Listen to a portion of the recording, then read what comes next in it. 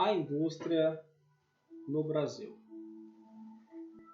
Então temos que ter ideia que a indústria ela corresponde ao setor secundário. A economia está dividida em três setores: setor primário, secundário e terciário.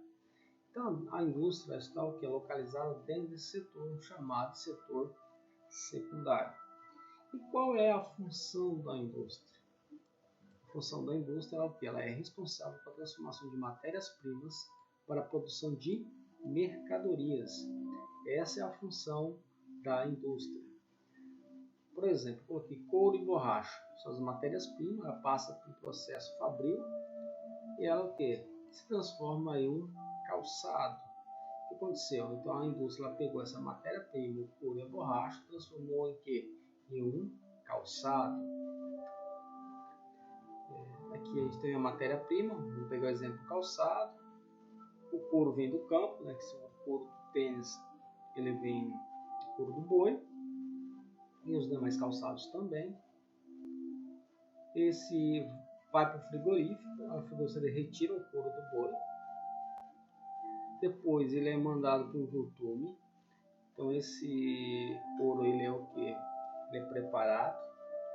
E aí a partir daí ele é enviado para a indústria de calçado. Então lá na indústria de calçado eles vão fazer o que? Transformar aquele couro, vai se juntar ao couro várias outras matérias-primas, como linha, borracha e assim por diante. E o que? Para a confecção de calçados.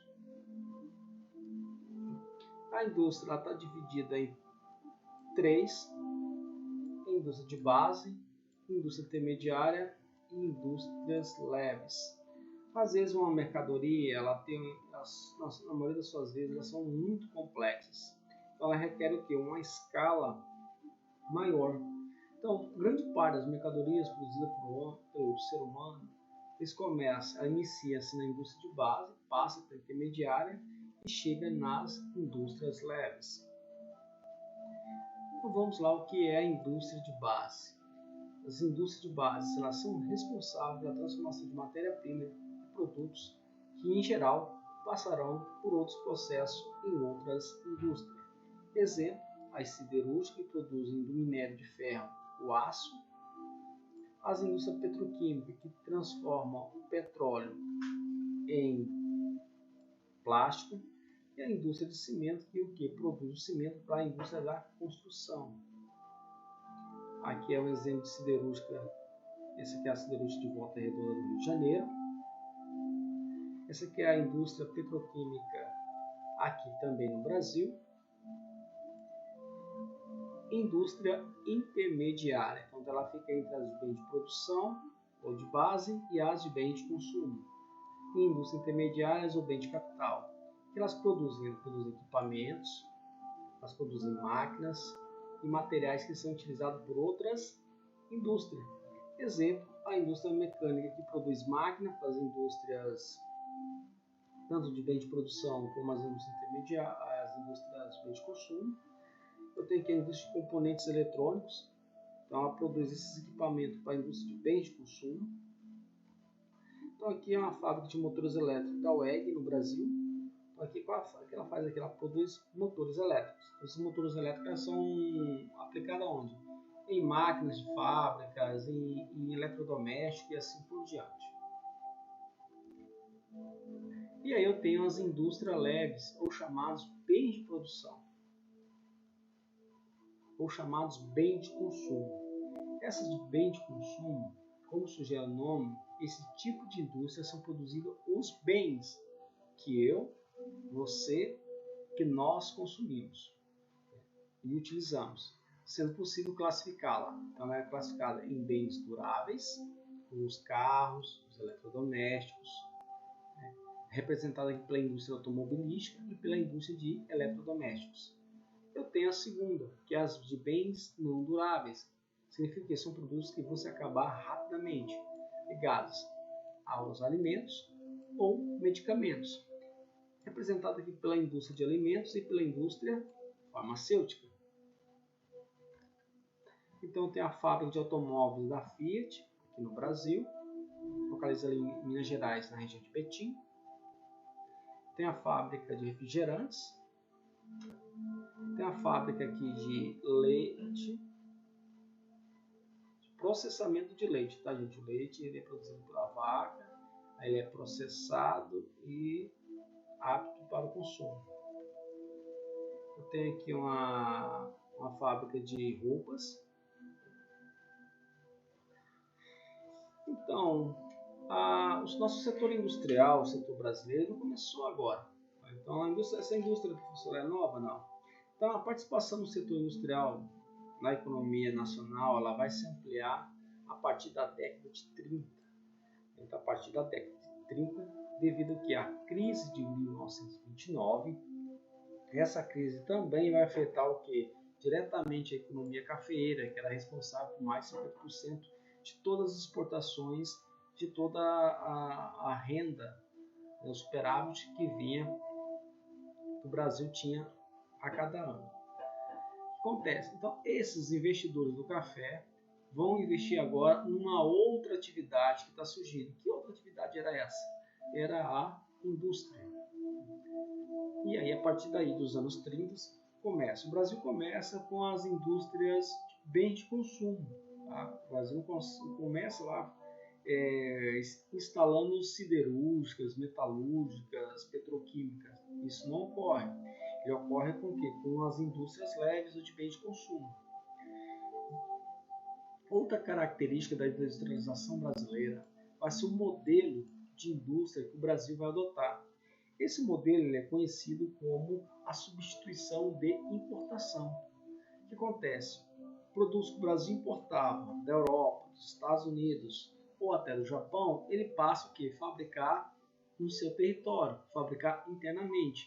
E muitas das vezes por indústrias nacionais e indústrias internacionais, ou naquela época chamada de multinacionais.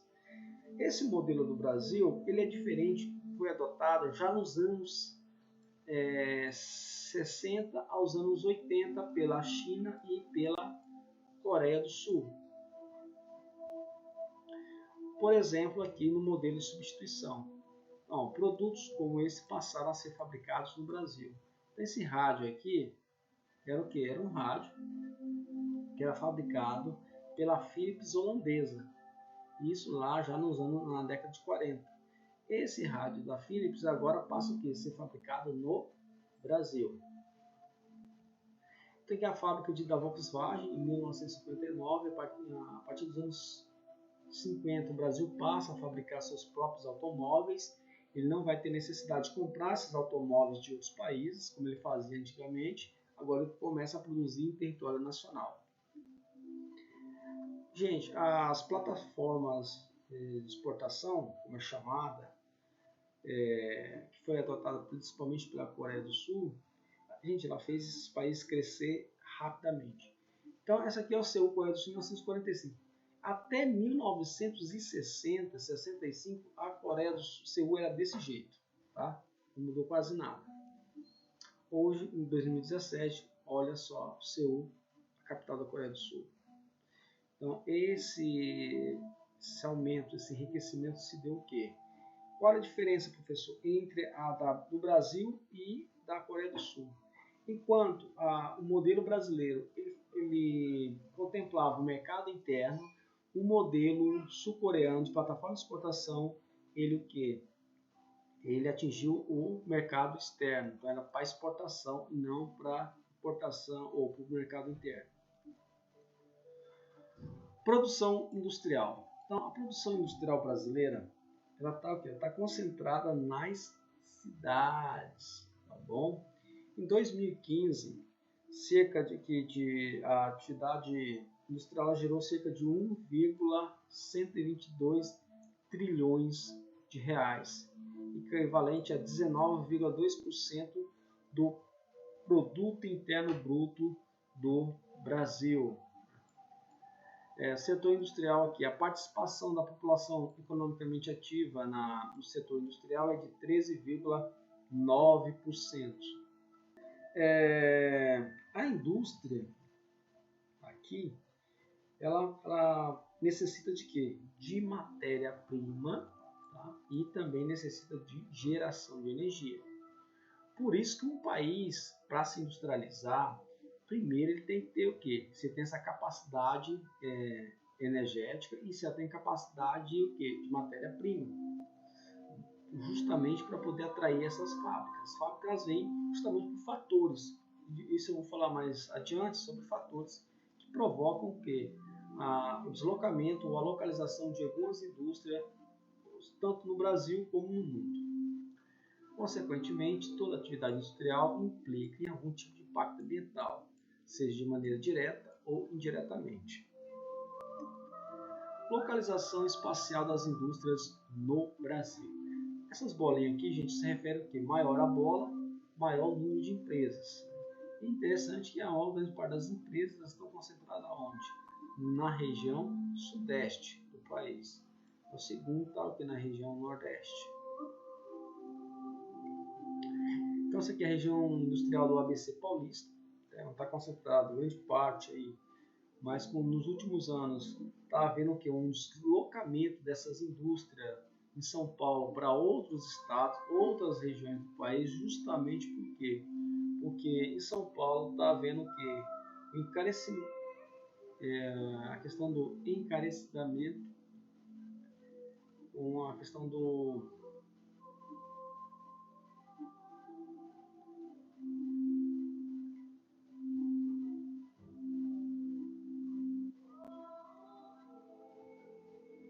uma elevação do preço da mão de obra, um aumento de impostos, e isso está fazendo com que grandes indústrias comecem a sair de São Paulo para outros estados que oferecem condições melhores.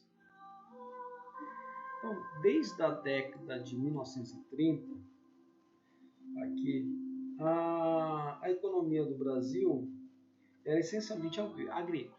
Então, até 1930, o Brasil é o quê?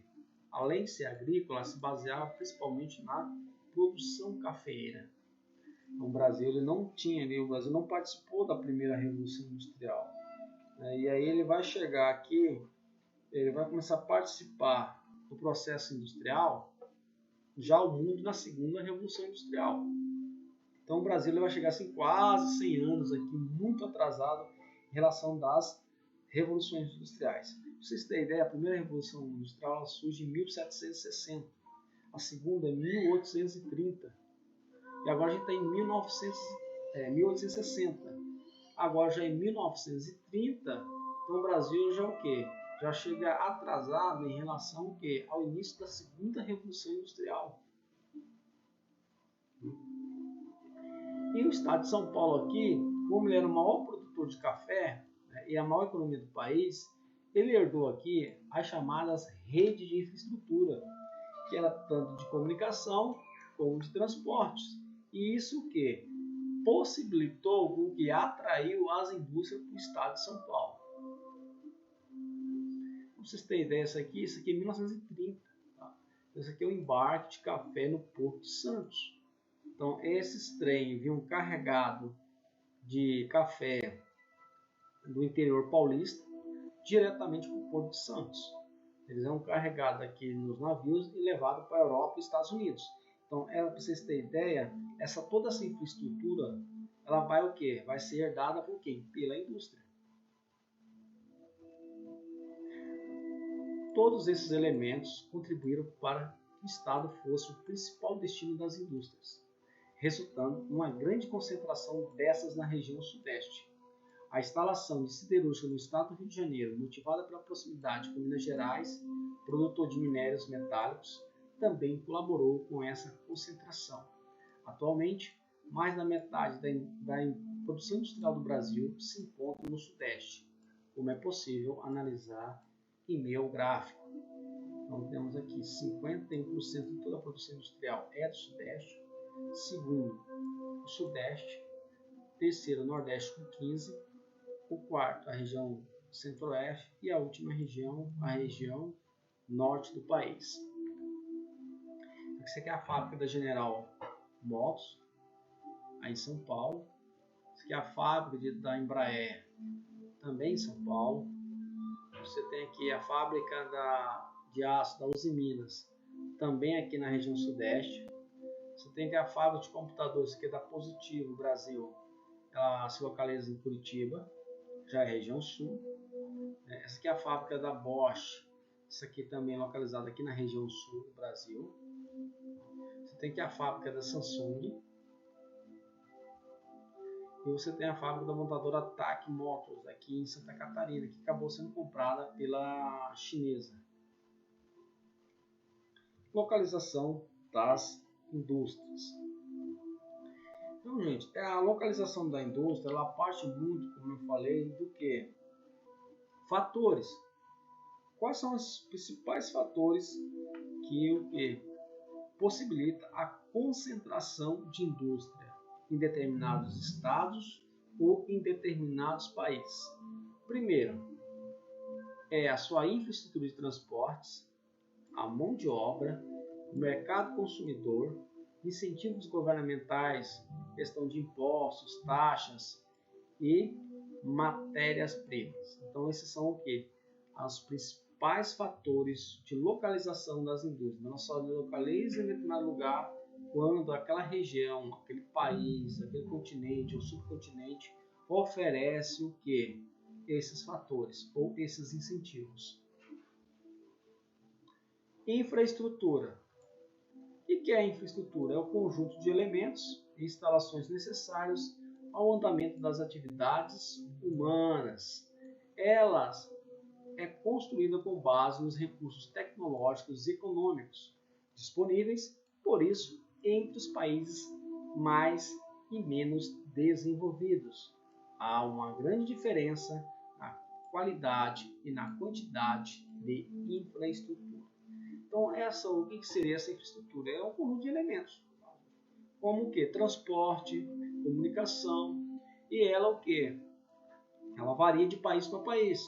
Tem países que oferecem o que? Uma ótima infraestrutura, tem países que oferecem uma infraestrutura precária, outros é limitado na sua infraestrutura, apesar de ser boa, e assim por diante. Vai depender do que se o país é desenvolvido ou menos desenvolvido.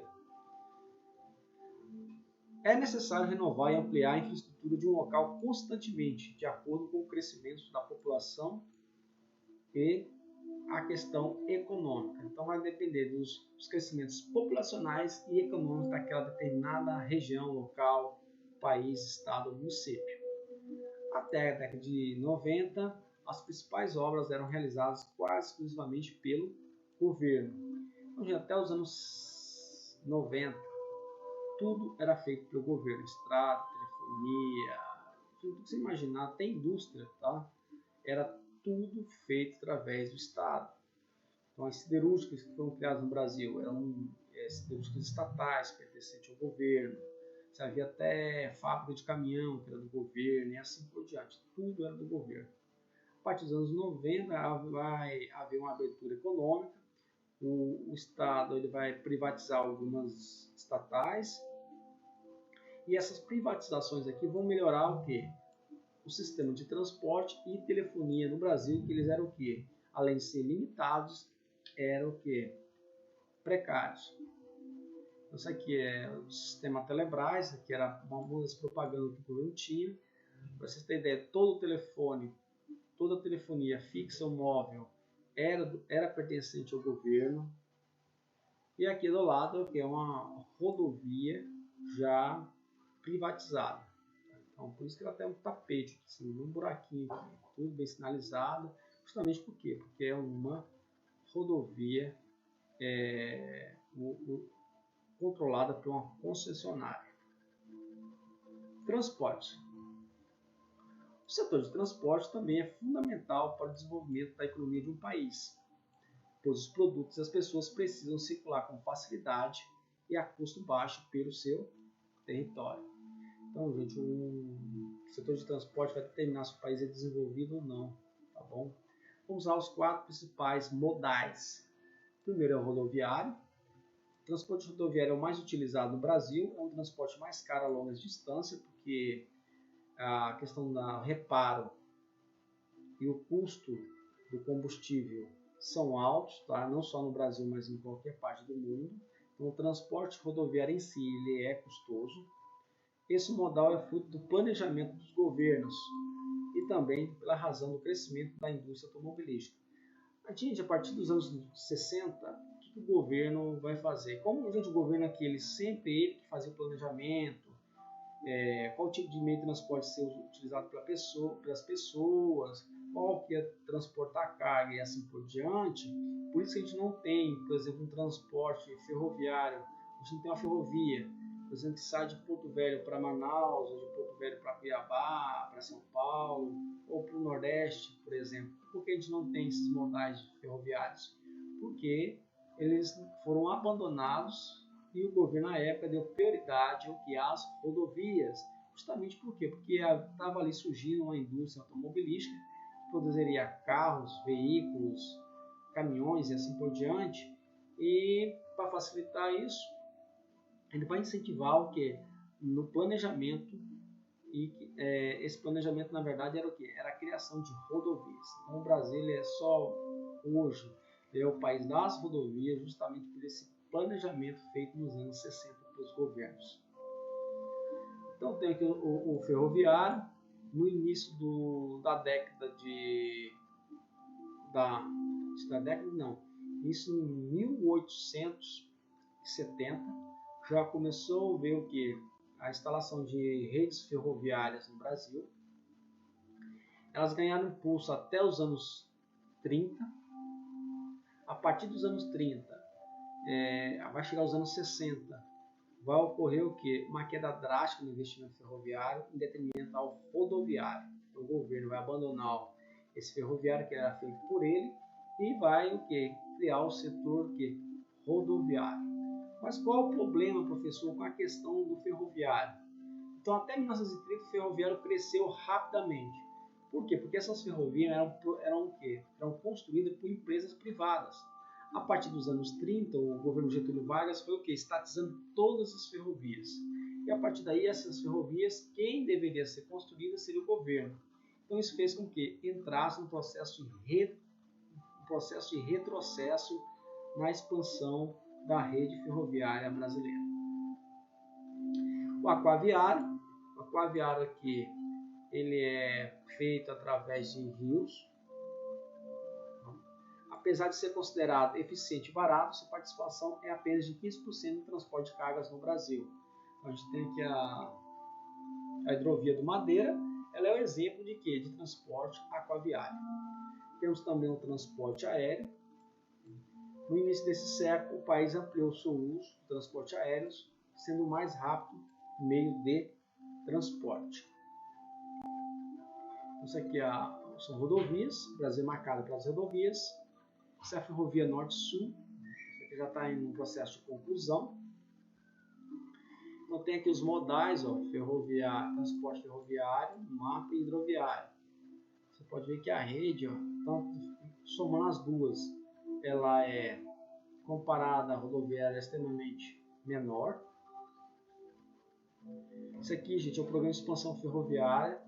Há aqui um projeto chamado Ferronorte, que vai passar aqui Lucas do Rio Verde, chegando em Porto Velho, depois indo para o Acre, do Acre para o Peru. Há só o projeto, mas ainda ele não foi elaborado. Vamos à energia. Quando eu falo em infraestrutura, eu também falo de energia. Geração de energia. Tudo o que é produzido utiliza energia. Então, você corre, você usa energia, você se alimenta. Se você andar de bicicleta, você usa o quê? Seu músculo como energia. Se você for andar de carro, usa o combustível como energia. E assim por diante. Você liga o seu computador, você gasta energia. Você liga o seu celular, você gasta energia. Então, tudo é movido à base de energia. Assim, o seu custo é um fator que influi diretamente sobre o preço daquilo que consumimos.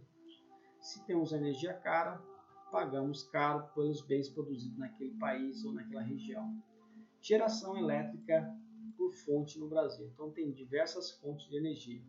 Vamos lá, a maior fonte de energia nossa aqui é o quê? É a hidráulica, 61%. A segunda em vermelho aqui é o gás natural. A terceira aqui, esse amarelinho, é a biomassa, que aí conta com a questão dos biocombustíveis. Eu tenho aqui a quarta azulzinha, que é derivados do petróleo, e assim por diante. De acordo com o gráfico, são 7 as fontes de energias mais utilizadas no Brasil, classificadas de acordo com a sua capacidade de renovação. O gás natural, o carvão mineral e o petróleo constituem fontes energéticas não renováveis, pois se originaram em processos naturais que levam milhares de anos para ocorrer. Portanto, são finitas, assim como os elementos radioativos utilizados nas usinas nucleares. Então, eu tenho aqui a classificação de fontes de energias não renováveis, que é o caso aqui do carvão, petróleo, gás e, por exemplo, o urânio. Não são renováveis, não se renovam. Matriz elétrica brasileira. Então, tenho as hidrelétricas, segundo, as biomassa, terceiro, o gás natural, o quarto já é eólica, o quinto é o óleo, o sexto é as PCH, pequenas centrais hidrelétricas, o quarto são carvão e o quinto são nucleares. Então, o Brasil já é o nono país em energia eólica. Usinas termonucleares. A energia nuclear produzida no Brasil vem de uma central nuclear localizada na cidade de Angra dos Reis. E essa central nuclear tem 3 usinas. A Angra 1, construída em 1985, a Angra 2 em 2000 e a Angra 3 está ainda paralisada, ela não foi concluída. Então, isso aqui é a usina de Angra dos Reis 1. Usinas hidrelétricas. Então, quase 62% da nossa energia produzida no Brasil provém de hidrelétricas, que usam fonte renovável, a água. Entretanto, causam impactos ambientais como inundações de extensas áreas. Então, vamos lá, Porto Velho tem 2, que é a usina hidrelétrica de Santo Antônio, em Porto Velho, Rondônia. Então, qual o grande impacto? O grande impacto seria o quê? Os lagos produzidos por essas hidrelétricas. Fontes de energia renováveis. O uso de fontes de energias renováveis e limpas vem crescendo nas últimas décadas. Então, por exemplo, a questão só do combustível seria a utilização do etanol, é um projeto criado pelo governo em 1970 para combater a crise do petróleo. E a partir daí, o Brasil passou a investir nessas novas fontes de energia, principalmente as energias renováveis. Entre elas destacam que a energia eólica e a energia solar. Isso aqui é a energia eólica no Brasil, isso é um parque no Rio Grande do Sul, um parque de energia eólica. Tá bom? Então ficamos por hoje. Estarei aqui postando um vídeo para o melhor esclarecimento sobre a questão de fontes de energias renováveis e não renováveis.